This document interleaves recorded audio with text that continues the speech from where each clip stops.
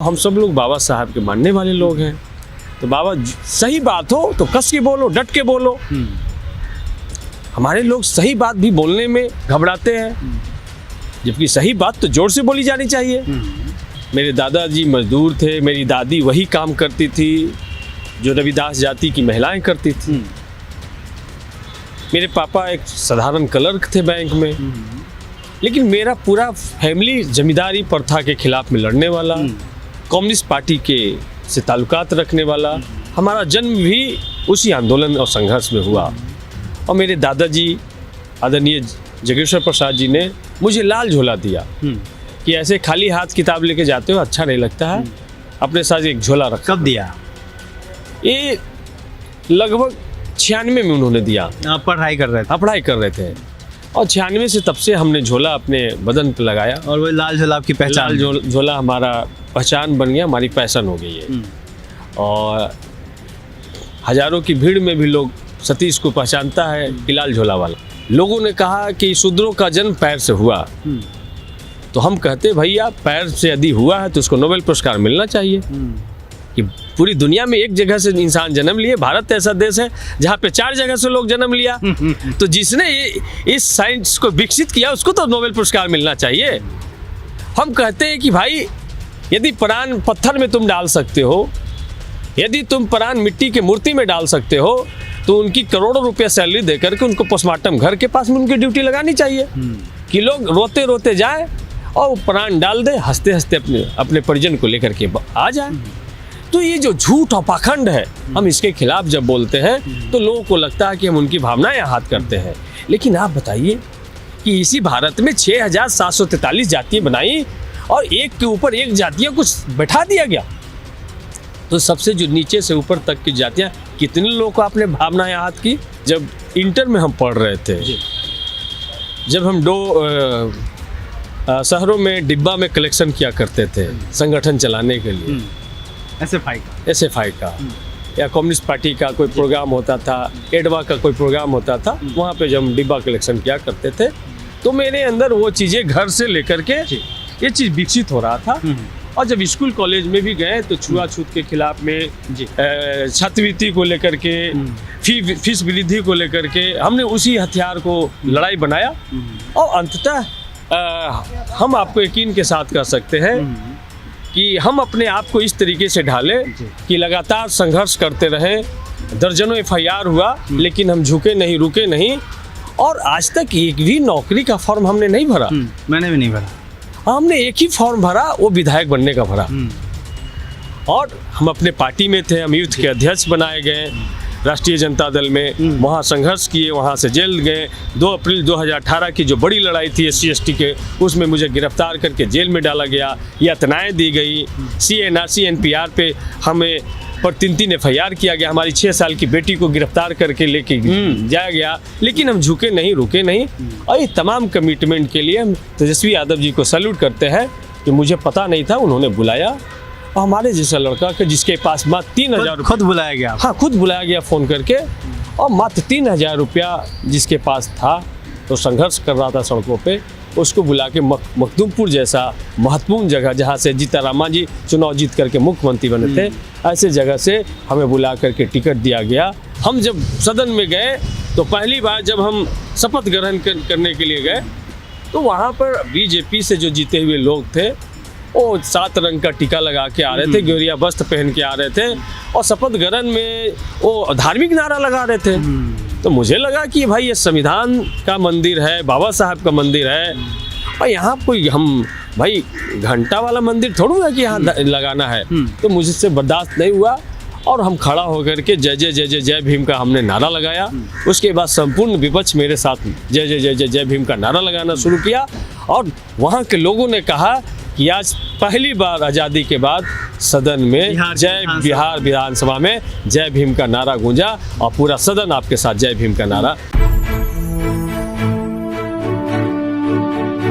जय भीम। नमस्कार, मैं हूं अशोक दास, आप देख रहे हैं दलित दस्तक।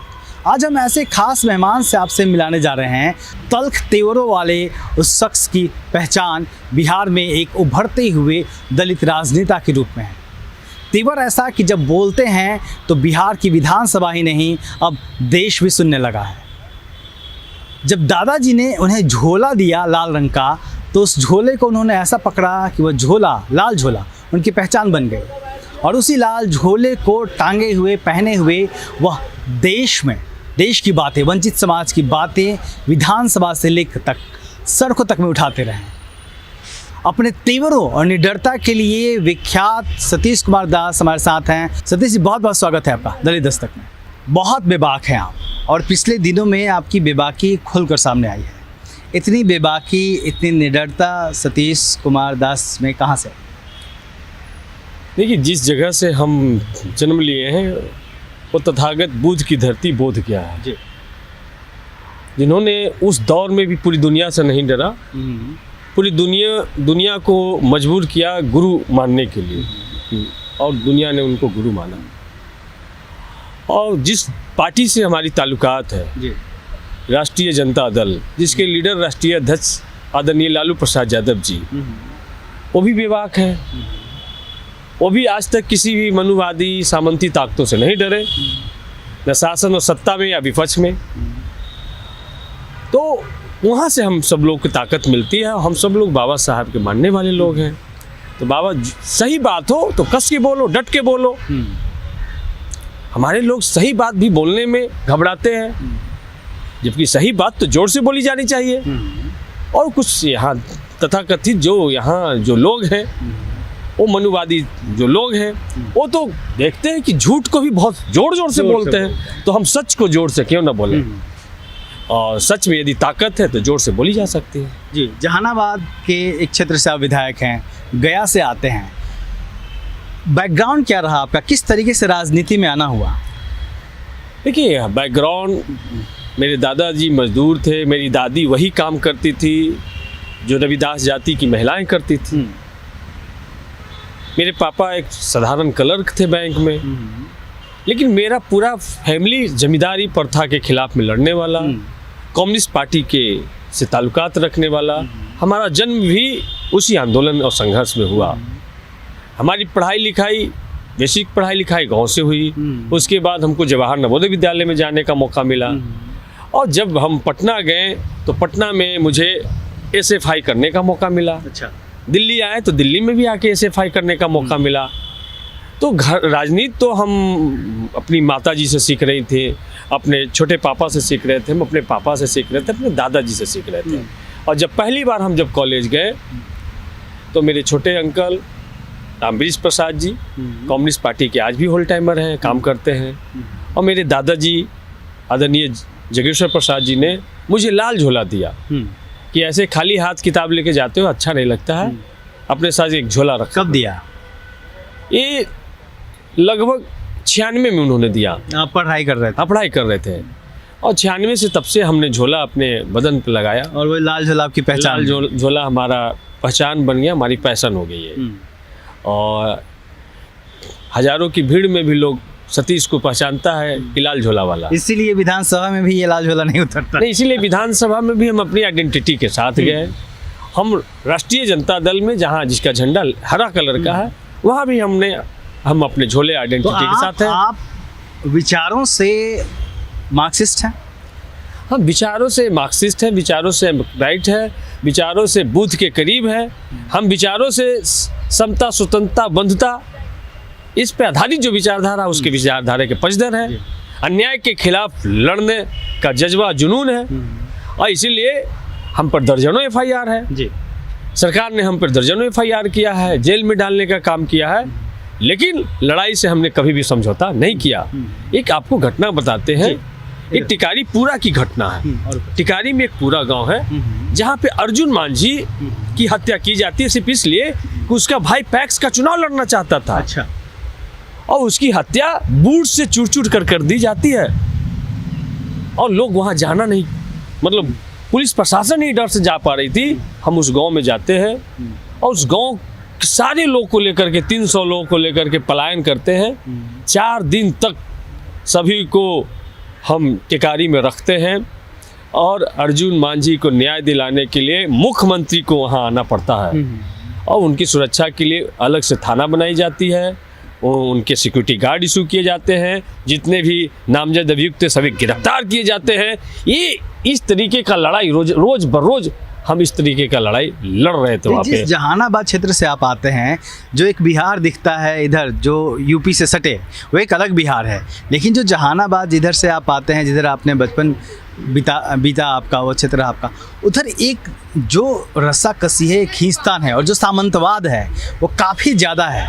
बावजूद इसके बिहार में जो दलित आंदोलन है वो उस तरीके से क्यों नहीं उभर पाया, जबकि दलितों के नरसंहार हुए बिहार में?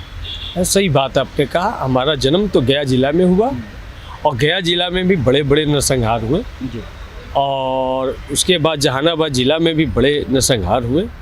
तो वो जो दौर था, वो जो सत्ता परिवर्तन का दौर था, जब सामंतियों के हाथ से, जमींदारों के हाथ से सत्ता जब दलित और पिछड़ों के हाथ में आ रहा था, जब कर्पूरी ठाकुर लालू प्रसाद यादव जी के हाथ में सत्ता ट्रांसफ़र हो रहा था, तो हलचल मचनी ज़रूरी थी।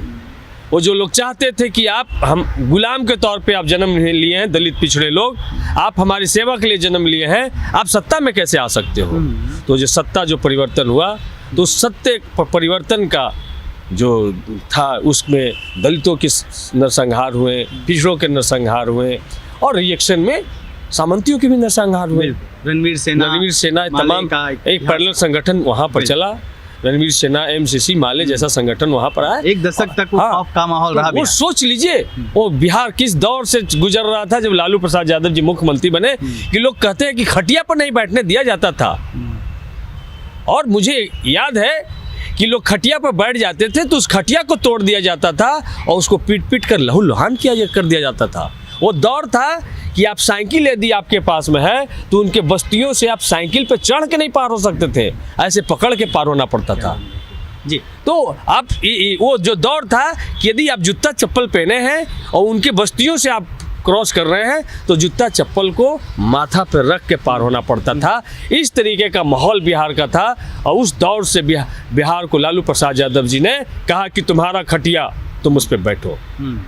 उन्होंने कहा कि तुम्हारे साथ जोड़ में जाती होती है तो तुम थाना जाओ और वहाँ पर अपना FIR दर्ज कराओ, वीडियो के दफ्तर में जाओ और अपने विकास और डेवलपमेंट का हिसाब लो।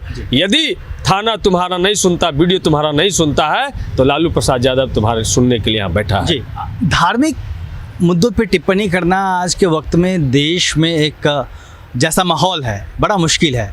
बावजूद इसके आपके कुछ बयान पिछले दिनों में काफ़ी विवादों में रहे थे, उसकी ज़रूरत क्यों पड़ी? देखिए, हम धार्मिक टिप्पणी नहीं करते हैं, हम साइंटिफिक टिप्पणी करते हैं। मतलब आप लोगों की भावनाएं आहत कर चुके हैं, आप पैरों पे। नहीं, हम लोगों की भावनाएं आहत नहीं करते हैं। जो करोड़ों लोगों की भावना से लोग खेलते रहे हैं, बस उनको करेक्ट करने के लिए कहते हैं। जैसे लोगों ने कहा कि शूद्रों का जन्म पैर से हुआ, तो हम कहते भैया पैर से यदि हुआ है तो उसको नोबेल पुरस्कार मिलना चाहिए। कि पूरी दुनिया में एक जगह से इंसान जन्म लिए, भारत ऐसा देश है जहाँ पे 4 जगह से लोग जन्म लिया, तो जिसने इस साइंस को विकसित किया उसको तो नोबेल पुरस्कार मिलना चाहिए। हम कहते हैं कि भाई यदि प्राण पत्थर में तुम डाल सकते हो, यदि तुम प्राण मिट्टी के मूर्ति में डाल सकते हो, तो उनकी करोड़ों रुपया सैलरी देकर के उनको पोस्टमार्टम घर के पास में उनकी ड्यूटी लगानी चाहिए कि लोग रोते रोते जाए और प्राण डाल दे, हंसते हंसते अपने परिजन को लेकर के आ जाए।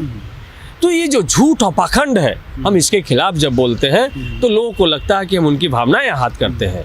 लेकिन आप बताइए कि इसी भारत में 6743 जातियाँ बनाई और एक के ऊपर एक जातियाँ कुछ बैठा दिया गया, तो सबसे जो नीचे से ऊपर तक की जातियाँ, कितने लोगों को आपने भावनाएं आहत की? एक के ऊपर एक को बैठाया, तो हमसे जो नीचे है मुझसे अपने आप को ऊपर समझ रहे हैं, तो सभी नीचे वाला का भावना आहत हो रहा है। हमसे जो ऊपर है हमसे सुपीरियर समझ रहा है, तो भाई हमारा भावना सब लोग आहत कर रहा है। तो ये भावनाएं क्या होती हैं?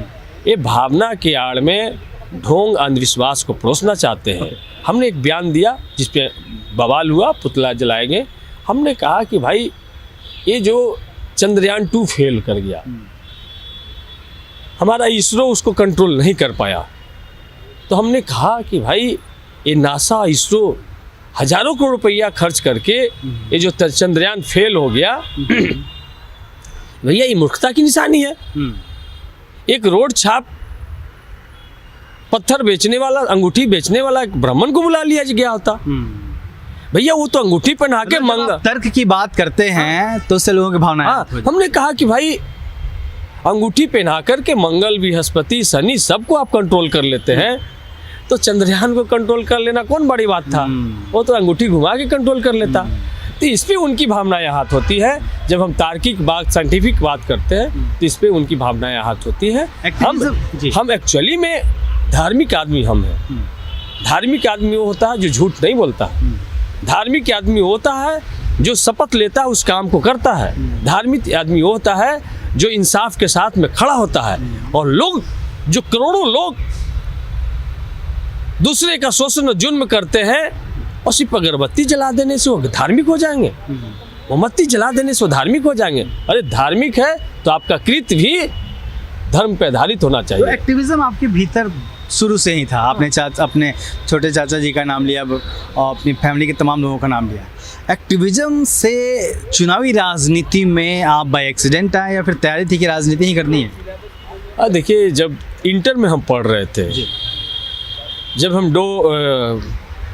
शहरों में डिब्बा में कलेक्शन किया करते थे संगठन चलाने के लिए, SFI का या कम्युनिस्ट पार्टी का कोई प्रोग्राम होता था, एडवा का कोई प्रोग्राम होता था, वहाँ पे जब हम डिब्बा कलेक्शन किया करते थे तो मेरे अंदर वो चीज़ें घर से लेकर के ये चीज़ विकसित हो रहा था।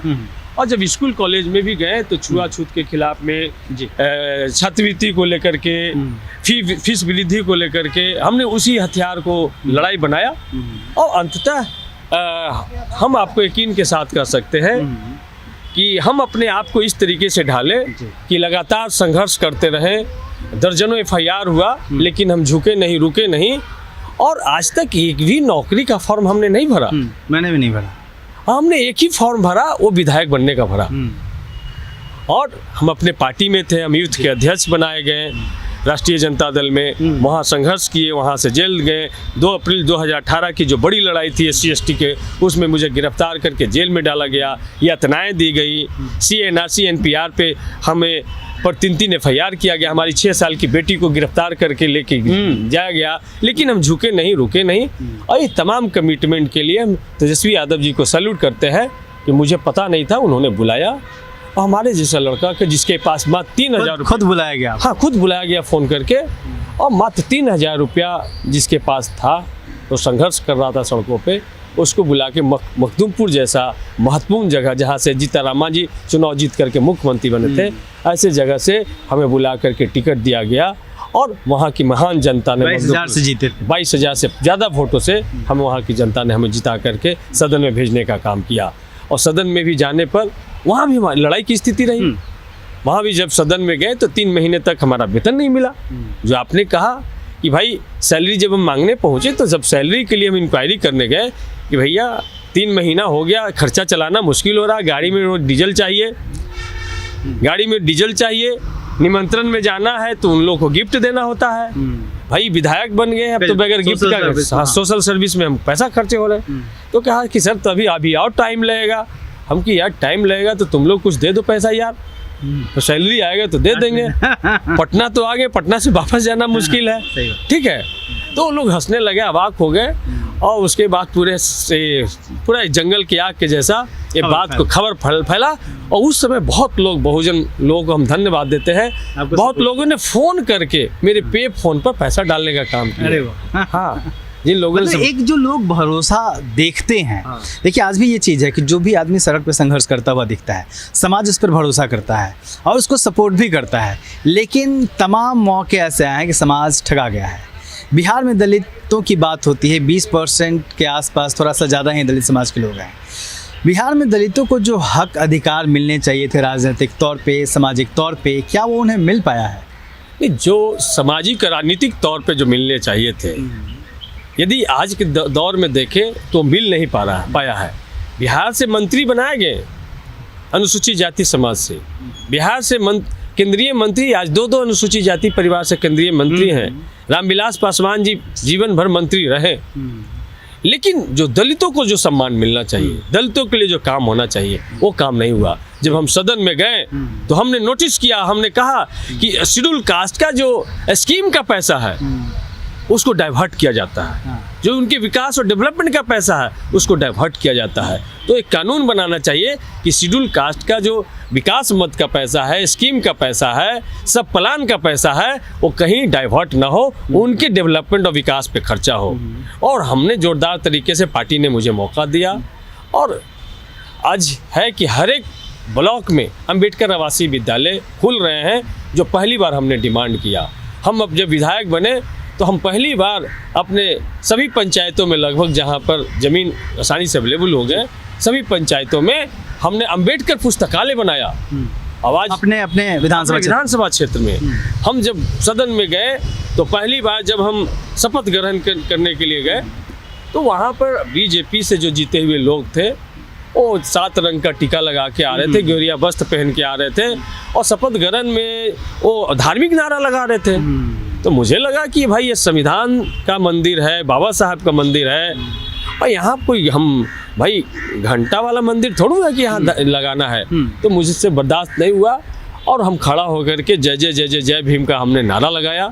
उसके बाद संपूर्ण विपक्ष मेरे साथ जय जय जय जय जय भीम का नारा लगाना शुरू किया और वहाँ के लोगों ने कहा कि आज पहली बार आज़ादी के बाद सदन में बिहार विधानसभा में जय भीम का नारा गूंजा और पूरा सदन आपके साथ जय भीम का नारा। तो ये चीज़ जब आप अच्छा करते हैं तो लोग उसको अप्रिशिएट करते रहते हैं। अच्छा, राजनीति में तो आप अंदर आ गए हैं, विधानसभा के अंदर आ गए हैं, मंत्रालयों को देख रहे हैं, मुख्यमंत्री से मिल रहे हैं, तमाम राजनीति के भीतर जो आपने 2-3 सालों में राजनीति देखी, 4 साल में, क्या परेशान करता है आपको?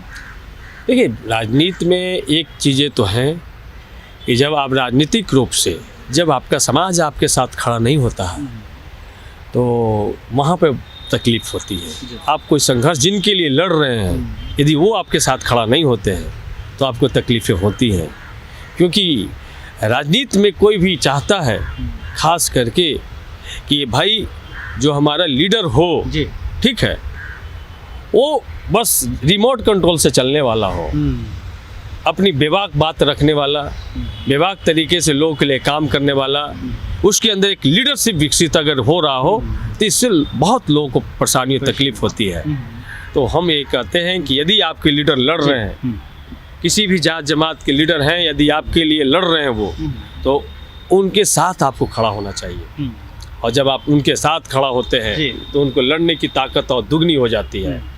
जब हम पुलिस अमेंडमेंट एक्ट पे हो रहा 21 मार्च 2021 का समय, जब पुलिस अमेंडमेंट एक्ट पे, जिसमें बगैर वारंट का किसी को आप गिरफ्तार कर सकते हैं, बगैर सर्च वारंट के किसी का घर सर्च कर सकते हैं, बगैर कोर्ट के आदेश के आप किसी दिन को 7 दिन तक आप रिमांड पर ले सकते हैं, और यदि उस दरमियान में टॉर्चर से मौत हो गया तो उसका कंप्लेंट इस एक तालिबानी कानून का जब हमारे नेता तेजस्वी यादव जी ने कहा कि जोरदार विरोध करना है, हमने जोरदार तरीके से विरोध किया और मुझे सदन के अंदर मॉब लिंचिंग की गई और लगभग मार करके मुझे फेंक दिया गया। मेरे 2 रिब्स टूटे, मेरे माथे फटे। जिस समय हम PMCH पहुँचे उस समय 63% हमारे अंदर ऑक्सीजन का लेवल था और वहाँ मुझे रात भर PMCH के ICU वार्ड में रखा गया और 3-4 दिन के बाद वहाँ से हमको दिल्ली रेफ़र किया गया।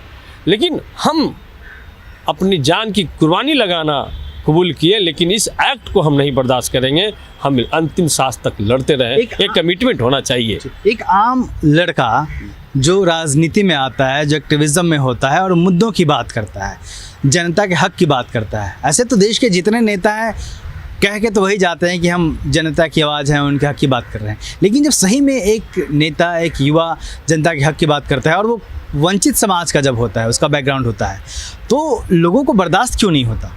आप कोई क्राइम तो कर नहीं रहे थे, पाकिस्तान से तो संबंध थे नहीं आपके, फिर भी विधानसभा जो सबसे सुरक्षित जगह मानी जानी चाहिए, जहाँ सामने मुख्यमंत्री बैठा है प्रदेश का, वहाँ आप पे हमला हो गया। लोग इसलिए नहीं बर्दाश्त करते हैं, लोग चाहते हैं कि सदन जाओ, गाड़ी लो, AC का मज़ा लो, कैंटीन का मज़ा लो, पैसे भी कमाओ, भत्ता का मज़ा लो, दिल्ली जाओ, बिहार भवन, बिहार सदन में जा कर के ऐसो आराम करो, लेकिन सदन में नहीं मत बोलो, सरकार को मत घेरो, अपने वाजिब सवालों को यहाँ पर मत उठाओ। तो ये दर्द तो यहाँ पर है। तो भाई बाबा साहब ने कहा है, जब मौका मिला है, रिप्रेजेंटेशन का जो अधिकार मिला है, तो हम जिस तबके के प्रतिनिधित्व के लिए गए हैं उस तबके का काम ईमानदारी से करना होगा। आज हमारे लीडर उस तबके के लिए ईमानदारी से काम नहीं किए, इस वजह से आज भी देखिएगा तो 80 करोड़ जो जिनको मुफ्त का राशन मिल रहा है उसमें सबसे बड़ी संख्या अनुसूचित जाति के लोग की होगी, अनुसूचित जनजाति के लोग की संख्या, ये अति पिछड़ी जाति के लोग की संख्या होगी। तो आज भी हम 5 किलो राशन, आज़ादी का 78 साल बाद हम 5 ट्रिलियन इकोनॉमी की बात कर रहे हैं और एक तरफ 5 किलो राशन की बात कर रहे हैं। ये जो आर्थिक असमानता है ये दिखाता है कि हम हजारों साल से कैसे जाति उत्पीड़न से पीड़ित रहे हैं। तो इन सवालों को सदन में उठाना होगा। आर्थिक गैर बराबरी, सामाजिक गैर बराबरी, शैक्षणिक गैर बराबरी, इन तमाम सवालों को सदन में उठाना पड़ेगा और उठाने के बाद आपके लोग आज न कल आपके साथ खड़ा होंगे, उनकी हालात बदलेंगे, उनकी स्थितियाँ बदलेंगी। तमिलनाडु और केरल जैसे राज्य में 60 लाख बच्चे आवासीय विद्यालय में अनुसूचित जाति के पढ़ते हैं, लेकिन बिहार जैसे राज्य में 60,000 बच्चे पढ़ते हैं। सारे हॉस्टल्स और अम्बेडकर छात्रावास मिला दिया जाए तो भाई बिहार जैसा पिछड़ा राज्य जहाँ पर लगभग 22% आबादी अनुसूचित जाति जनजाति की है, तो वहाँ पर तो हमको संख्या बढ़ाना होगा। जब हमारे बच्चे स्कूल नहीं जाएंगे, उनको बराबरी का एजुकेशन नहीं मिल पाएगा, तब वे कैसे इस दुनिया में कंप्लीट कर पाएंगे? वो तो पिछड़ते चले जाएंगे। ये जो दोहरी शिक्षा नीति है इसके खिलाफ तो हमको संघर्ष करना पड़ेगा। और हम तो सदन में हमने कहा है कि भाई किसी पॉलिसी मेकर के बच्चे क्या गवर्नमेंट स्कूल में पढ़ते हैं महोदय? यदि पढ़ते हैं तो हाथ उठवा दिया जाए। जब पॉलिसी मेकर के बच्चे ही नहीं सरकारी विद्यालय में पढ़ते हैं तो हम बजट किन के लिए पास कर रहे हैं? उस विद्यालय का क्या हर्ष होगा, उस शिक्षा व्यवस्था का क्या हर्ष होगा? तो ये तय किया जाए कि पॉलिसी मेकर के बच्चे, ब्यूरोक्रेट्स के बच्चे उसी सरकारी विद्यालय में पढ़ें जिस क्षेत्र से वो निर्वाचित होकर के आते हैं, जिस क्षेत्र में वो काम करते हैं। दलित आंदोलन की जब हम बात करते हैं, जब उसको ब्रॉड पर्सपेक्टिव में देखते हैं दलित आंदोलन को, तो आप कहाँ खड़ा पाते हैं दलित आंदोलन को और क्या चाहते हैं कि बदल देना चाहिए? देखिए, दलित आंदोलन अगर अनुसूचित जाति जनजाति का अम्बेडकरी आंदोलन उसको कर लीजिए, आज वो आंदोलन पूरे देश में एक ऑर्गेनाइज रूप ले रहा है। ठीक। और सबसे बड़ी लड़ाई हमने लड़ी, आज़ादी के बाद का सबसे बड़ा आंदोलन हमें लगता है कि भारत छोड़ो आंदोलन जितना बड़ा आंदोलन होगा उतना ही 2 अप्रैल 2018 का आंदोलन होगा, जिसने एक दिखाया SC/ST एक्ट पर जब आपने हाथ डाला सुप्रीम कोर्ट के माध्यम से तो पूरा समाज उठ खड़ा हुआ। तो हमें लगता है कि आज अनुसूचित जाति जनजाति का आंदोलन को एक दिशा देने की ज़रूरत है, एक नेतृत्व देने की ज़रूरत है। आज ये आंदोलन, संविधान यदि सुरक्षित है, संविधान यदि बचा है, ये नरेंद्र मोदी के 11 साल में संविधान पे यदि वो हाथ डालते हैं तो यदि इस संविधान को बचाने का काम कोई भारत में किया तो SC/ST के लोगों ने किया है। और OBC के लोग को हम यही कहना चाहते हैं कि आप अनुसूचित जाति जनजाति के लोगों से सीखिए। जब उनके अधिकार छीने जाते हैं तो 2 अप्रैल 2018 का इतिहास रच देता है। और जब आपकी आबादी 60% और आपको आरक्षण 27% दिया जाता है तो आप घर में सोए रहते हैं। हमारी आबादी कम से कम, हमारी आबादी यदि देश में 15% है तो हमको 15% आरक्षण है। हमारी आबादी 7.5% आदिवासियों के तो उनको 7.5% रिजर्वेशन है जी। तो आपकी आबादी 60% है तो 60% के लिए सड़क पर उतरना ये तो आपने एक पर्टिकुलर बात कही SC/ST एक्ट और जो आंदोलन की। मैंने कहा ब्रॉड पर्सपेक्टिव में दलित आंदोलन को जो आप देखते हैं, एनालाइज करते हैं कि दलित आंदोलन किस दिशा में चल रहा है, राजनीतिक आंदोलन हो, सामाजिक आंदोलन हो, तो वहाँ आप क्या चाहते हैं कि क्या बताएं? देखिए, दलित आंदोलन या अनुसूचित जाति आंदोलन जो स्वतंत्र लीडरशिप है वो विकसित नहीं हो रहे हैं। जो लीडरशिप विकसित हो रहे हैं तो आज भी किसी राजनीतिक दल के साए में विकसित हो रहे हैं, और किसी राजनीतिक दल के साए में जब विकसित होंगे तो उस लीडरशिप का कोई एक सीमा होगा। तो हमें लगता है कि देश में जैसे माननीय काशीराम साहब ने एक स्वतंत्र लीडरशिप विकसित की, तो उस तरीके अब समय है कि एक स्वतंत्र लीडरशिप विकसित हो, देश के लोग ऑर्गेनाइज हों और पूरे शासन और सत्ता में हस्तक्षेप रखने की स्थिति में हैं आप, तो एक ऑर्गेनाइज वे में हम सब लोग को काम करने की ज़रूरत है। लेकिन आज भी जो बाबा साहब ने जो हम अनुसूचित जाति के लोगों को जो जातीय जनगणना 1931 में एक नाम दिया गया अनुसूचित जाति, एक अनुसूची बनाई गई कि जैसे संतरा के जो उसके एक एक फाक होते हैं, टुकड़े होते हैं, उस तरीके से सभी जातियों को उन्होंने सजाया और उस पर छिलका अनुसूचित जाति का लगाया कि भाई हम कमज़ोर लोग अगर अपनी एक जाति बना लेंगे तो हम बाकी लोग से लड़ लेंगे। लेकिन आज़ादी के 78 साल बाद भी और जातीय जनगणना 1931 के लगभग 90-93 साल बाद भी जब छिलका निकालते हैं ना तो अंदर से निकलता धरती गुंजे आसमान, गर्व से कहो हम चमार हैं, तो जीतरा मांझी जिंदाबाद, अनुसूचित जाति जिंदाबाद नहीं निकल रहा है। वो तो जब तक हम अनुसूचित जाति नहीं बनेंगे, जब तक हम अनुसूचित जनजाति नहीं बनेंगे, तब तक हम दलित राजनीति को सही डायरेक्शन नहीं दे सकते। मेरा आखिरी सवाल है, आपको 5 चीज़ें बदलने का मौका मिले तो क्या करेंगे? मुझे यदि 5 चीज़ें बदलने का मौका मिले तो सबसे पहले देश में राष्ट्रपति का बेटा या भंगी की संतान सबकी शिक्षा एक समान। देश में स्वास्थ्य प्रणाली इतना दुरुस्त हो कि निजी अस्पताल की कोई ज़रूरत ना हो, सभी के लिए स्वास्थ्य की सुविधा, मुफ्त की सुविधा। देश में भूमि सुधार कानून ला करके जो ज़मीन को जोतने कोड़ने वाले हैं, जो ज़मीन को जोते बोए वो ज़मीन का मालिक होए, भूमि सुधार कानून लागू करेंगे। और इस देश में शिक्षा पे सबसे ज़्यादा बजट हम खर्चा करेंगे और देश में जो अंधविश्वास, पाखंड, ये तमाम तरह के जो लोग फैलाने वाले हैं, इसको क्राइम घोषित करेंगे और पूरे देश का एक साइंटिफिक टेम्परामेंट विकसित करेंगे। लक्ष्य क्या है आपका? मंत्री बनना है, मुख्यमंत्री बनना है, समाज बदलना है, या फिर किसी खास दिशा में काम करना है? नहीं, लक्ष्य मंत्री बनना, विधायक बनना लक्ष्य नहीं है। लक्ष्य है सामाजिक परिवर्तन लाना। जो सदियों से हाशिए पर वंचित वर्ग रहा है उस शासन और सत्ता में आए। जो जगदेव बाबू ने जो सपना दिया था, नारा दिया था कि 100 में 90 शोषित है, शोषितों ने ललकारा है, धन और धरती राजपाट में 90 भाग हमारा है, तो 90 भाग पे 90 भाग के लोग का कब्जा हो, ये सपना है।